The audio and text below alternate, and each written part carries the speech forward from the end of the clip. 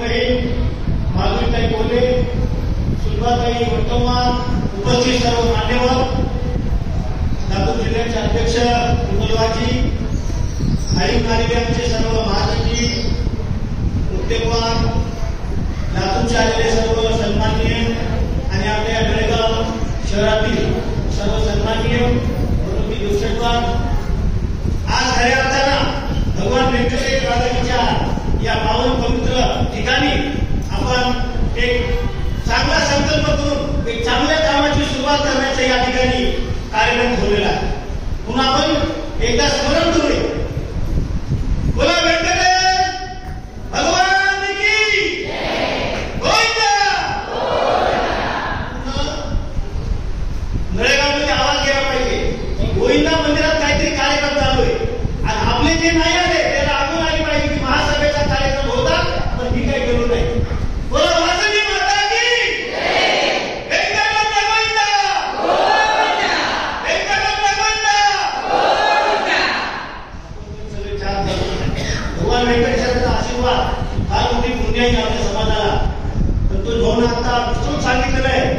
पण मला हे सांगायचं आजच्या निमित्तानं जे आपल्या समाजातला शेवटचा घटक आहे त्याच्यासाठी विचार करणारी महासभा आहे.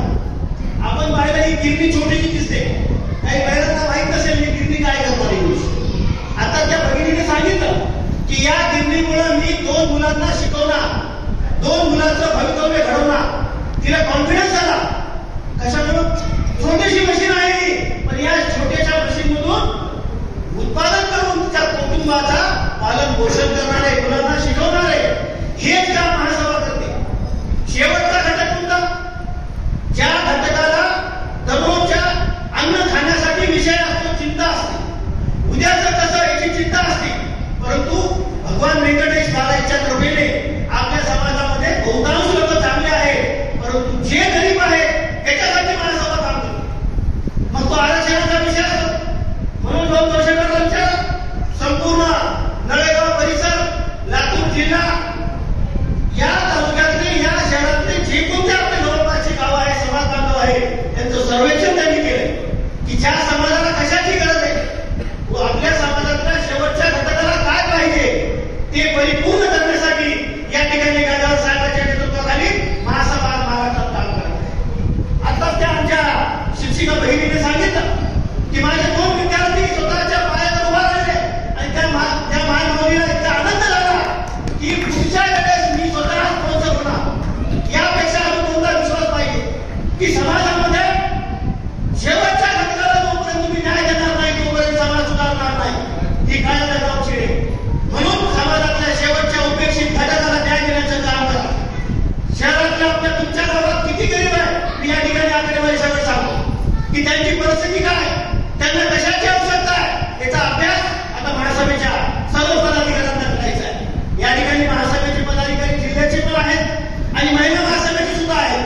मला त्यांना विनंती करायची की तुमचं नशीब आहे की महाराष्ट्रामध्ये लातूर जिल्ह्याचं नाव कमवलं कधी गादेवार साहेबांनी. गादेवार साहेब कुठे? लातूर जिल्ह्याचे. पण तुम्ही त्या ठिकाणी खूप मोठ्या प्रमाणात कमी पडता. कशामुळे? की त्यांना अपेक्षा आहे की माझ्या गावातला, माझ्या तालुक्याचा, माझ्या जिल्ह्याचा समाज बांधव जागा झाला पाहिजे. हिची गरज आहे. का गरज आहे? की संपूर्ण महाराष्ट्राला ज्ञान द्यायचं आणि आपल्या जिल्ह्यामध्ये काम शून्य. हे होता कामा नये. म्हणून या ठिकाणी गौशाळाची नियुक्ती या ठिकाणी आता झालेली आहे. या कोतवालताई फार हुशार होता. त्यांनी काय केलं? लातूरमध्ये काही सहकार्य भेटत नाही जास्त, तर आम्ही आता ग्रामीण भागात गावच्या अभियान सगळ्यात महत्वाचं काम केलं. तुकीमध्ये एकदम मोठा कार्यक्रम झाला होता. आता दुसरा कार्यक्रम या ठिकाणी लगेच आमचा तुकीमध्ये कार्यक्रम आहे, कंधारमध्ये कार्यक्रम आहे. ते नांदेड जिल्हा जरी असेल तरी महिला महासभा सर्व ठिकाणी संघटित करायचं काम महासभेत. कशासाठी? की समाजातला 50% वर्ग महिला आहे. त्या महिलांना स्वातंत्र्य मिळालं पाहिजे, महिलांना आपल्या हक्काची जाणीव झाली पाहिजे आणि महिला उपेक्षित असतात त्याची कळकळ त्या महिलालाच असते. आज नांदेड जिल्ह्यामध्ये शेकडो महिला, लातूर जिल्ह्यामध्ये मी जवळजवळ 50च्या वरी आत्मविश्वास चालत असतील. 100 लोक असतील असे की स्वयंपाक करतात घरोघरी जाऊन बाया. काही बाया अशा असतील की घरोघरी जाऊन भांडी धुणं करतात. अशा परिस्थितीतल्या माझ्या महिला मावल्यांना कोण साथ देणार की महासभा साथ देणार हे सांगण्यासाठी आज लातूर